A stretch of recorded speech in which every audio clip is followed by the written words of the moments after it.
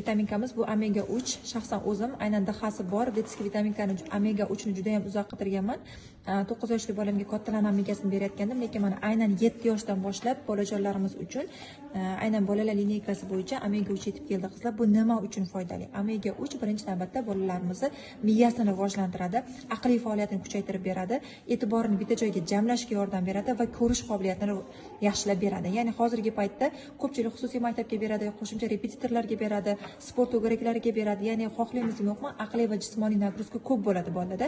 Aynan mana shu uchun omega 3 ni tavsiya qilaman va telefon, kompyuter asrida zreniya tushishi juda ham ko'p bolachalarda ko'p.